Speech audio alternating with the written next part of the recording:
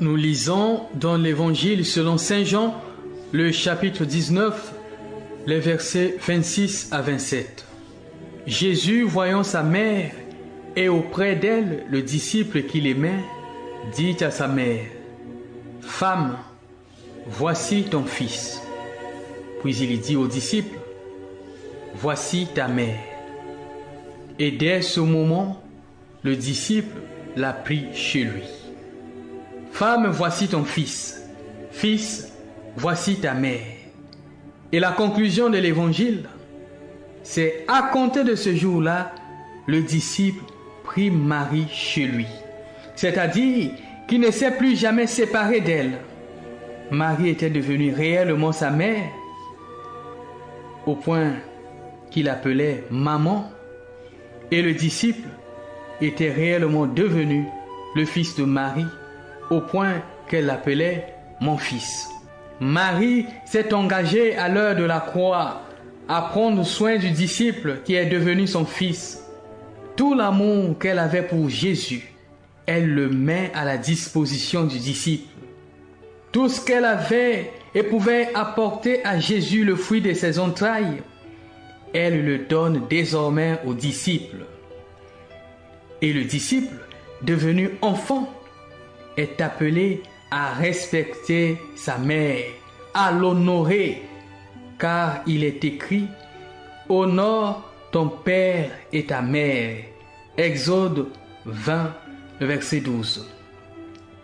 Si le disciple honore Dieu qui est le Père, il doit aussi, dans le respect du même commandement, honorer Marie qui est sa mère.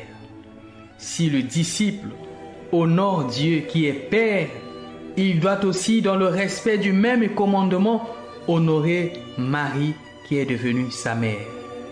Savons-nous comment honorer la mère du Seigneur, notre mère?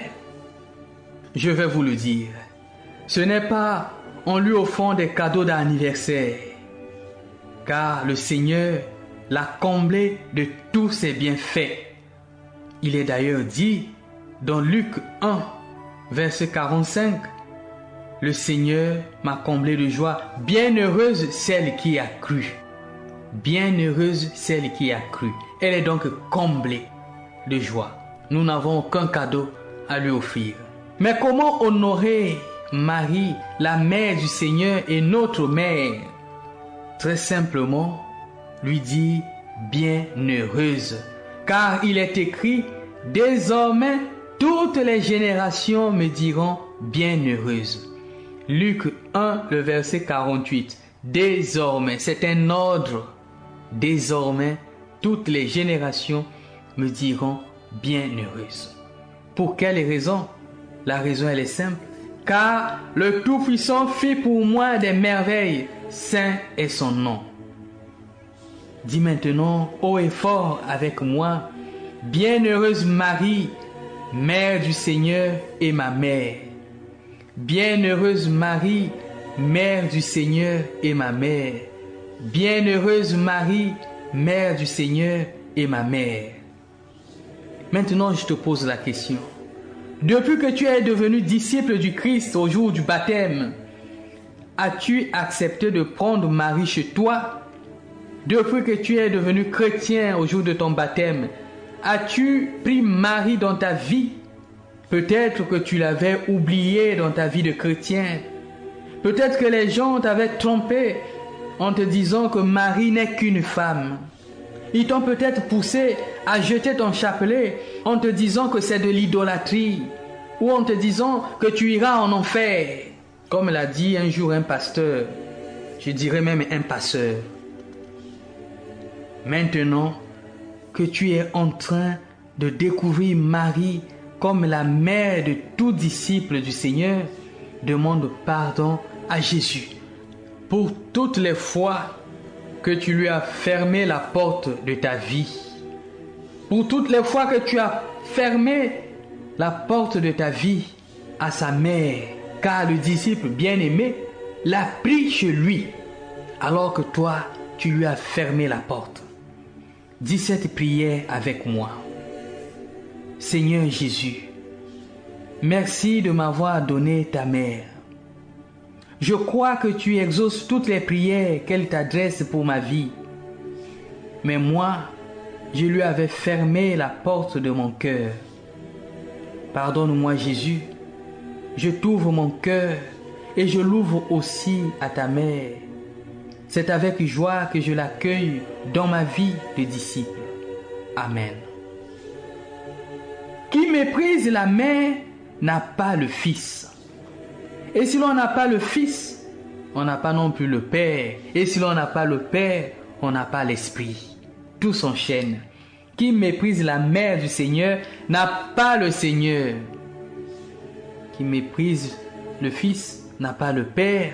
Qui méprise le Père, qui n'a pas le Père, n'a pas non plus l'Esprit. Pourquoi c'est le disciple qui prend Marie et non pas le contraire? Pourquoi ce n'est pas Marie qui prend le disciple chez elle? Eh bien parce que très souvent, ce sont les enfants qui oublient leur mère, surtout lorsqu'ils ont bien gagné leur vie, mariés, lorsqu'ils n'ont pas reçu d'héritage. À ce moment, il leur arrive d'oublier celle qui les a portés. Nous lisons dans Isaïe 49, verset 15, ce qui suit. Une femme oublie-t-elle l'enfant qu'elle allait? N'a-t-elle pas pitié du fruit de ses entrailles? En acceptant de devenir la mère du Seigneur, Marie a en réalité accepté de devenir la mère de toute l'humanité, de tout homme. Et avec un seul but, nous conduire à Jésus.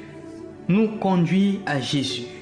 Comme à Cana, lorsqu'elle dira, tout ce qu'il vous dira, faites-le. Faites tout ce qu'il vous dira. Il nous conduit à Jésus et nous inspire en même temps l'obéissance à la parole du Christ. Faites tout ce qu'il vous dira. Et en priant pour nous à Cana, Marie continue encore cette prière pour chacun des enfants qui se retrouvent dans notre Église, pour chacun des enfants qui se confient à sa prière. Aujourd'hui, je t'invite à te jeter dans les bras de Marie, de te confier à sa prière. Comme à Cana, le Seigneur te remplira du vin nouveau, c'est-à-dire de son Esprit Saint et des fruits de son esprit. Jésus est merveilleux. Jésus est merveilleux. Venant dans ce monde, il nous a donné son Père. Lorsque vous priez, dites notre Père. Pour que nous puissions recevoir avec lui tout ce que le Père lui donne. Nous sommes devenus co-héritiers du royaume. Tout ce que le Père lui donne, il le partage avec nous.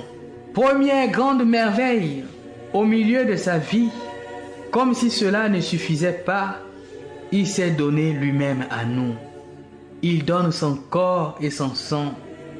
Prenez et mangez. Prenez et buvez. Pour que nous puissions demeurer en lui et lui en nous. Savez-vous que vous avez l'ADN de Jésus-Christ en vous? Savez-vous que vous avez l'ADN de Jésus-Christ en vous? Savez-vous que son sang coule en vous? Si vous le croyez, le Seigneur vous guérit de toute maladie de sang, infection, VIH, hépatite et autres, parce que son sang coule en vous.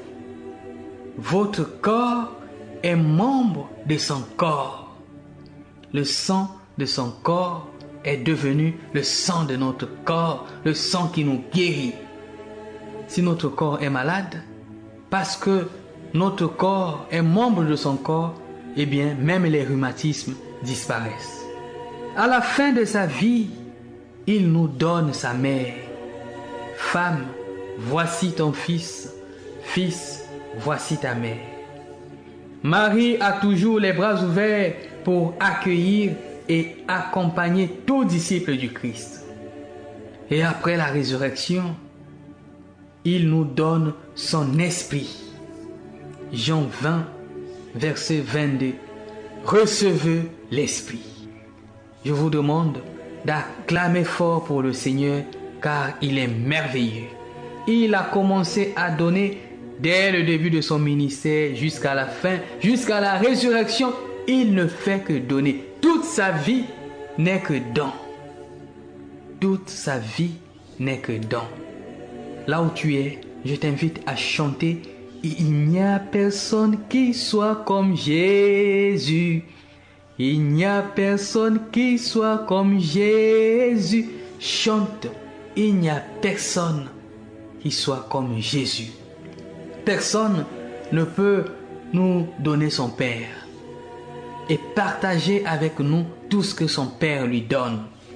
Personne ne peut nous associer à l'héritage qu'il reçoit de son Père. Seul le Christ l'a fait. Personne peut nous donner son corps et son sang. Personne peut désirer demeurer en nous et nous en lui. Nous gardons toujours une distance. Mais le Christ a accepté de prendre notre humanité, de demeurer en nous, et il nous a permis de demeurer en lui. À la fin de sa vie, il nous donne sa mère. Personne ne donne sa mère. Lui, il nous l'a donnée. Mais les choses ne s'arrêtent pas là.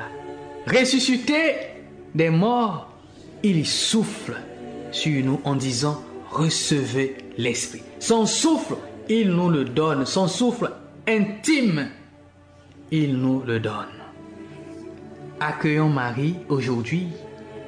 Honorons Marie afin d'être de vrais disciples du Christ et reprenons cette belle formule à Jésus par Marie. Amen. Chers frères et sœurs, soyez tous